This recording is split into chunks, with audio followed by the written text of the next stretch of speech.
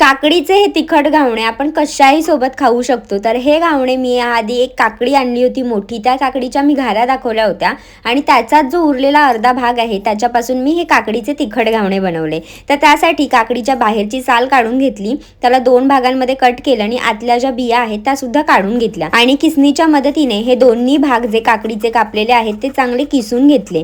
किसलेला हा सगळा पल्प एका बाउलमध्ये काढून त्यामध्ये बारीक चिरलेला कांदा, आलं लसूण हिरवी मिरचीची पेस्ट, त्यामध्ये थोडी हळद, चवीनुसार मीठ, कोथिंबीर घालायची आणि सगळं मिक्स करून घ्यायचं। त्यामध्ये मी 1 कप तांदळाचं पीठ घातलेलं आहे, घावण्याचं पीठ आहे, तुम्ही कुठलंही साधं पीठ वापरला तरी सुद्धा चालेल। थोडंसं सरसरीत असावं ते, त्यामध्ये पाणी घालायचं आणि चांगलं सरसरीत असं बॅटर आपल्याला तयार करून घ्यायचं, जेणेकरून आपल्याला घावणा घालायला खूप सोपा जाईल। तर मी इथे नॉनस्टिक पॅन घेतलंय, त्यावरती तेल स्प्रेड करून घेतलंय। पॅन चांगलं गरम झाल्यावरती ह्यावरती पहिला घावणा घातला, पूर्ण पॅन भरती मी हा घावणा घातलेला आहे आणि त्यावरती झाकण ठेवलंय। स्लो टू मीडियम हीटवरती 1 मिनिटभर मी झाकण ठेवून हा घावणा चांगला दोन्ही बाजूंनी शेकू दिला।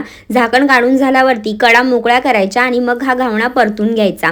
इतका सुंदर एका साईडने आला खरपूस रंग येतो ना। झाकण काढल्यावर पुन्हा 1 मिनिटभर खालची बाजू सुद्धा शेकू द्यायची आणि मग घावण्याची चांगली घडी घालायची। झाला इकडे काकडीचा घावणा तयार। तर असेच काकडीचे घावणे मी तयार करून घेतले। काकडीचे हे घावणे तुम्ही कशाही सोबत खाऊ शकता, एकदम मस्त लागतात। नक्की ट्राय करून पहा आणि फॉलो फॉर मोर रेसिपीज।